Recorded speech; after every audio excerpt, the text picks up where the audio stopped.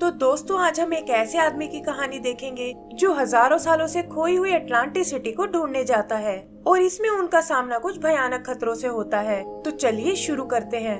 तो मूवी शुरू होती है अटलांटिस नाम की एक सिटी से, जिनकी टेक्निक प्रेजेंट टाइम की टेक्निक से बहुत एडवांस्ड है। लेकिन आज उनकी सिटी पर एक बहुत बड़ा खतरा आने वाला है, जो कि बड़ी बड़ी वेव्स के रूप में है। इससे सिटी में अफरा तफरी मच जाती है और वो सब खुद को बचाने की कोशिश करने लगते हैं। यहीं हम उनकी रॉयल फैमिली को देखते हैं, जिसमें किंग और क्वीन के अलावा उनकी बेटी कीडा भी है। क्वीन कीडा से तुरंत सेफ्टी में जाने को बोलती है और तभी हम देखते हैं कि सिटी के ऊपर एक अजीब सी रोशनी चमकने लगी है, जो क्वीन को हिप्नोटाइज करके अपने साथ ले जाती है। सिटी के गार्ड्स उसके आसपास एक शील्ड बना लेते हैं, जिससे सिटी तो बच जाती है, लेकिन समुद्र हमेशा के लिए उसे अपने अंदर समा लेता है और इस तरह एक हंसती खेलती सिटी गायब हो जाती है। आगे का सीन 8000 साल बाद का है, जहां हम माइलो नाम के एक लैंग्वेज एक्सपर्ट को देखते हैं, जो सिटी म्यूजियम के बॉयलर रूम में रहता है। माइलो को एटलांटिस सिटी में बहुत दिलचस्पी है और वो कैसे भी करके उसे ढूंढना चाहता है। वो बताता है कि वैसे तो वो लोग हर चीज में एडवांस थे, लेकिन इसमें सबसे खास था एक पावर सोर्स, और अगर वो उनके हाथ लग जाए तो दुनिया की काफी सारी प्रॉब्लम्स को सॉल्व किया जा सकता है। आगे वो एक बुक शेपर्ड जनरल के बारे में बताता है, जिसमें अटलांटिस तक पहुंचने का रास्ता लिखा हुआ है, लेकिन इसे ढूंढने के लिए उसे आइसलैंड तक जाना होगा। पता चलता है कि उसके दादाजी भी उसकी तरह एक एक्सप्लोरर ही थे, लेकिन अब वो इस दुनिया में नहीं है। फिर माइलो फंडिंग मांगने के लिए म्यूजियम के बोर्ड के पास जाता है, लेकिन वो सब उसे देखते ही भाग खड़े होते हैं और डायरेक्टर उसे कहता है कि हम तुम्हारे पागलपन पर पैसा नहीं लगा सकते। उदास माइलो वापस अपने रूम में आता है, जहाँ एक हेल्गा नाम की लेडी उसका इंतजार कर रही है।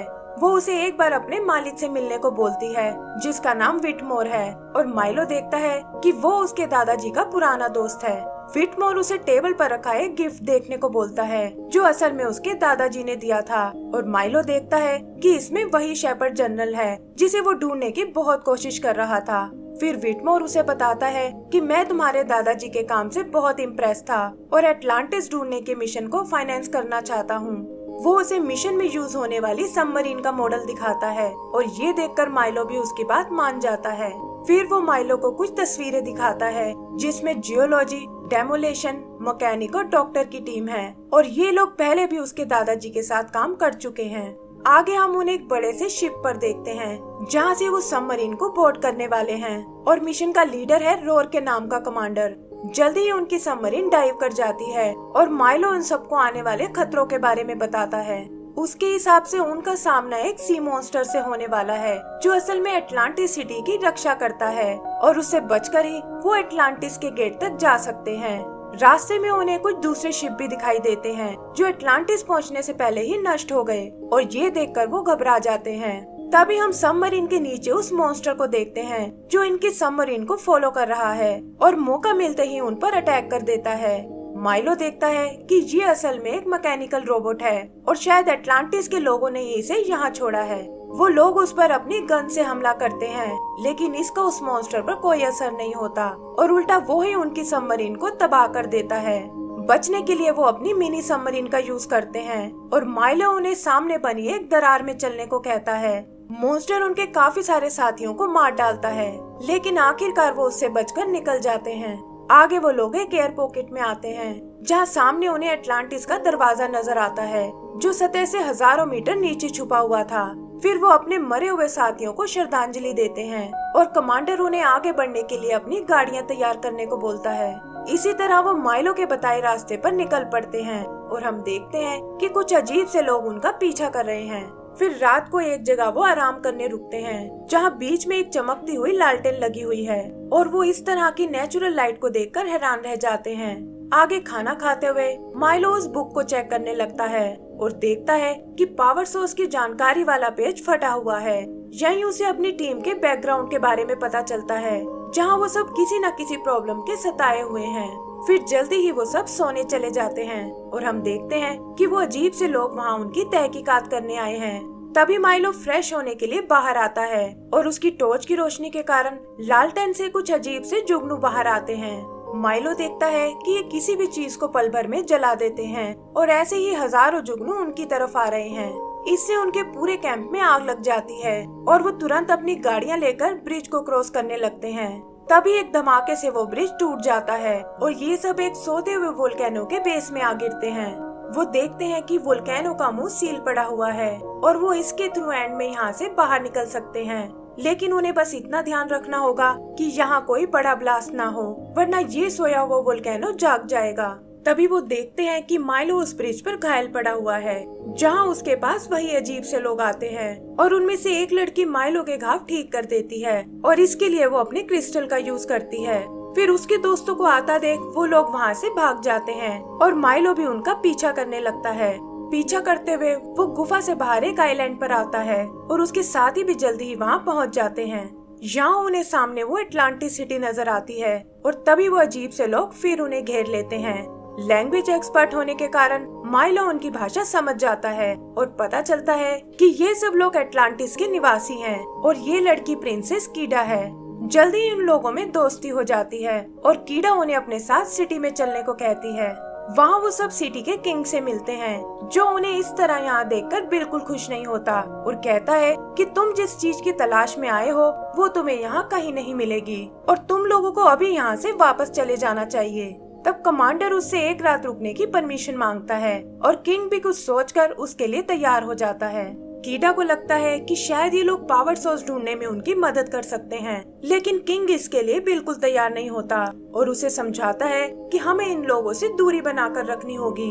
उधर माइलो कीडा से मिलने जाता है और पता चलता है कि वो भी उससे बात करना चाहती थी।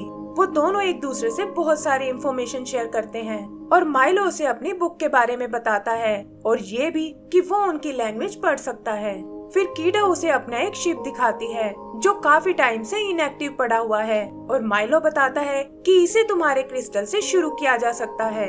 आगे कीडा उसे अपनी पूरी सिटी घुमाती है और माइलो भी उनकी सोसाइटी और कल्चर को देखकर हैरान रह जाता है।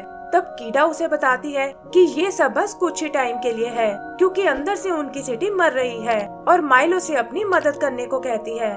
फिर वो उसे पानी के नीचे एक सीक्रेट जगह ले जाती है जहाँ कुछ पुरानी पेंटिंग्स बनी हुई हैं और माइलो उन्हें स्टडी करने लगता है। वो कीडा को बताता है कि ये क्रिस्टल तुम्हारी सिटी के हर्ट के जैसा है और ये तुम्हें एनर्जी देने के साथ साथ तुम्हारी सिटी को लाइफ पावर भी देता है। कीडा उसे इस क्रिस्टल की लोकेशन के बारे में पूछती है, लेकिन माइलो बताता है कि बुक का पेज फटा होने के कारण वो इसके बारे में कुछ नहीं जानता। बाहर आने पर उनका सामना कमांडर से होता है, जो असल में यहाँ इस क्रिस्टल को चुराने आया था और पता चलता है कि वो फटा हुआ पेज भी उसी के पास है। वो माइलो से इसे ढूंढने में अपनी मदद करने को कहता है, वरना वो कीडा को जान से मार डालेगा और माइलो को ना चाहते हुए भी उसकी बात माननी पड़ती है। यहाँ से वो लोग सीधा किंग के पास आते हैं, क्योंकि पेज में लिखा था कि सिर्फ वही इसकी लोकेशन के बारे में जानता है। किंग उनकी बात मानने से मना करता है और ये सुनकर कमांडर गुस्से में उसे मारने लगता है। तभी उसकी नजर पैलेस के बीच बने उस फाउंटेन पर पड़ती है, जिस पर वही निशान बने हैं जो इस बुक पर बने हुए हैं। वो उस जगह को चेक करने जाता है और तभी वो पिलर एक लिफ्ट की तरह नीचे जाने लगता है। वहाँ वो उस बड़े से क्रिस्टल को देखते हैं जिसकी रक्षा अटलांटिस के पूर्वज कर रहे हैं। कमांडर माइलो से इसे नीचे लाने का तरीका पूछता है और तभी अचानक क्रिस्टल से निकली रोशनी कीडा को हिप्नोटाइज करके अपने साथ ले जाती है। वो उसे अपने साथ ऊपर क्रिस्टल की ओर खींच लेती है और फिर देखते ही देखते सारी पावर उसके अंदर ट्रांसफर हो जाती है और ऐसा लगता है जैसे वो और क्रिस्टल एक हो चुके हैं। ऐसा होते ही उसके पूर्वजों के स्टोन नीचे गिर पड़ते हैं और कमांडर उसे एक लोहे के बॉक्स में कैद कर लेता है। वो उसे वहाँ से बाहर ले जाने की तैयारी करते हैं और माइलो इन सब से बिल्कुल एग्री नहीं होता। वो उन्हें समझाता है कि इस तरह अटलांटिस सिविलाइजेशन का अंत हो जाएगा और उन्हें इन लोगों पर रहम करना चाहिए। वो बाकी टीम से भी रिक्वेस्ट करता है कि तुम लोगों ने भी अपनी लाइफ में बहुत दुख झेले हैं और तुम्हें इनके दर्द को समझना चाहिए। लेकिन कमांडर कहता है कि दुनिया में पैसे से बड़ा कुछ नहीं होता और ये कहकर माइलो को एक जोरदार पंच मारता है। वो उसे भी उसके दादा की तरह एक फेलियर बताता है और अपने लोगों को वहाँ से निकलने को बोलता है। तभी अचानक उसकी टीम का मन बदलना शुरू हो जाता है और हेल्गा को छोड़कर बाकी सब माइलो के साथ आ जाते हैं। कमांडर को इससे भी कोई फर्क नहीं पड़ता और वो हेल्गा के साथ वहाँ से निकल जाता है। उसके जाते ही सिटी का पानी सूखने लगता है और लोगों के क्रिस्टल की पावर भी कम होने लगती है। कमांडर जाते हुए उस ब्रिज को ब्लास्ट कर देता है ताकि कोई भी उनके पीछे ना आ सके। आगे हम उन सबको पैलेस में देखते हैं, जहाँ डॉक्टर किंग को ठीक करने की कोशिश कर रहा है। किंग माइलो को बताता है कि ये हमारी फैमिली का ट्रेडिशन रहा है और जब भी यहाँ कोई मुसीबत आती है क्रिस्टल रॉयल फैमिली में से किसी एक को चुन लेता है ताकि अपनी पावर्स को सुरक्षित कर सके। ऐसे ही उसने कीडा की मॉम के साथ किया था और अब उसने कीडा को चुना है। आगे वो बताता है कि ये सब उसी की गलती है और उसी की वजह से 8000 साल पहले वो सुनामी आई थी, क्योंकि वो इस क्रिस्टल की पावर को वेपनाइज करना चाहता था। वो माइलो से कीडा को बचाने को कहता है क्योंकि जल्दी ही क्रिस्टल उसे पूरी तरह कंट्रोल कर लेगा और फिर वो कभी वापस नहीं आ पाएगी। इसके लिए वो माइलो को अपना क्रिस्टल देता है और कहता है कि अब कीडा और एटलांटिस को बचाने की जिम्मेदारी तुम्हारे हाथों में है। और ये कहकर किंग दम तोड़ देता है। माइलो अपने अगले एक्शन के बारे में सोचता है और तभी उसे याद आता है कि एटलांटिस के पास अपने उड़ने वाले शिप हैं।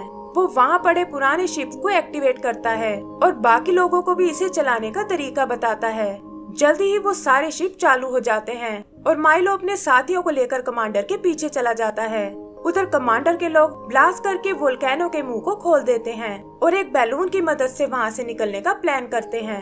तभी वो माइलो और उसके साथियों को आते हुए देखता है और वहाँ उनके बीच में एक जंग शुरू हो जाती है।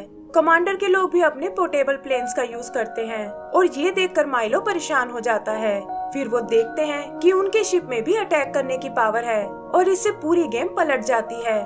कमांडर भी ये देखकर अपने बैलून की स्पीड बढ़ा देता है और कीडा को बचाने के लिए माइलो सीधा उस बैलून में क्रैश कर देता है। कमांडर देखता है कि उनकी स्पीड स्लो हो रही है और लोड कम करने के लिए वो अपने ही साथी हेल्गा को नीचे गिरा देता है। तभी माइलो वहां आकर उस पर अटैक कर देता है और उन दोनों में लड़ाई शुरू हो जाती है। हेल्गा को कमांडर के इस धोखे से बहुत दुख होता है और वो एक गन से बैलून को नष्ट कर देती है। कमांडर गुस्से में माइलो पर एक कुल्हाड़ी से हमला करता है और इसी चक्कर में वो उस बॉक्स के ग्लास को तोड़ देता है जिसमें कीडा कैद है। माइलो उस ग्लास का एक टुकड़ा उठा लेता है और उसे कमांडर के हाथ पर हमला करता है। ग्लास में क्रिस्टल की पावर होने के कारण कमांडर का शरीर भी क्रिस्टल में बदलने लगता है और जल्दी ही वो एक मॉन्स्टर बन जाता है। फिर हम उसे माइलो पर दोबारा अटैक करते हुए देखते हैं, लेकिन रोटर ब्लेड उसके शरीर को चकनाचूर कर देता है और माइलो उस बॉक्स के साथ नीचे आ गिरता है। तभी वो बैलून भी वोल्केनो के बेस से टकराता है, जिससे वहाँ एक बड़ा धमाका होता है और वो उस वोल्केनो को एक्टिव बना देता है। वो लोग बॉक्स को चैन से बांधकर वहाँ से निकल जाते हैं, लेकिन देखते हैं कि लावा तेजी से उनके पीछे आ रहा है। आगे वो लोग वापस सिटी में आते हैं, जहाँ माइलो कीडा को उस बॉक्स से बाहर निकालता है और ऐसा करते ही एटलांटिस सिटी में फिर से पावर आ जाती है। उनके पूर्वजों के पत्थर भी एक्टिव हो जाते हैं और कीडा को हवा में उठाकर तेजी से उसके आसपास चक्कर लगाने लगते हैं। फिर उससे एक रोशनी बाहर आती है जो सिटी के पुराने गार्ड्स को जिंदा कर देती है और वो सब वहाँ एक शील्ड बनाने लगते हैं। जल्दी ही लावा सिटी तक पहुँच जाता है और उसे अपने अंदर समा लेता है, लेकिन शील्ड की पावर उसे जमा देती है और इससे लावा की परतें टूटकर नीचे गिरने लगती हैं। सिटी का पानी फिर से बहने लगता है और वहाँ सब कुछ नॉर्मल हो जाता है। तभी माइलो देखता है कि कीडा अपने नॉर्मल रूप में नीचे उतर रही है और वो भागकर उसे पकड़ लेता है। कीडा उसे अपने बचपन वाला कड़ा दिखाती है जो चाहते हुए उसकी मॉम अपने साथ ले गई थी और फिर माइलो को गले से लगा लेती है। सब लोग एटलांटिस को पहले वाले रूप में देखकर बहुत खुश होते हैं, खासकर माइलो और कीडा। आगे वो लोग एक बड़े से शिप से वापस जाने लगते हैं और उनकी मदद के बदले कीडा उन्हें ढेर सारा खजाना ऑफर करती है। माइलो कीडा के साथ यहीं रहने का फैसला करता है और एक एक करके उसके सभी साथी उससे अलविदा लेते हैं। फिर सब लोग मिलकर एक फोटो खिंचवाते हैं जो उसकी टीम मिस्टर विटमोर को दिखाती है और कहती है कि हमारे अलावा वहाँ कोई जिंदा नहीं बचा। विटमोर को ये सुनकर बहुत दुख होता है और तभी वो देखता है कि माइलो ने उसके लिए एक गिफ्ट भेजा है। खोलने पर उसे उसमें एक क्रिस्टल नजर आता है जो माइलो ने सिर्फ इसलिए भेजा है ताकि उसकी और उसके दादाजी की बात प्रूव हो सके, और ये पाकर विटमोर बहुत खुश होता है। आगे का सीन एटलांटिस का है जहाँ कीडा अपने पिता के पत्थर को आखिरी विदाई दे रही है और वो उड़ता हुआ अपने पूर्वजों के पास चला जाता है जो सिटी पर तैरते हुए उस क्रिस्टल की रक्षा कर रहे हैं। और इसी के साथ हमारी ये मूवी खत्म हो जाती है। तो दोस्तों, अगर आपको ये मूवी पसंद आई हो तो प्लीज हमें लाइक एंड सब्सक्राइब करना ना भूलें। Thank you.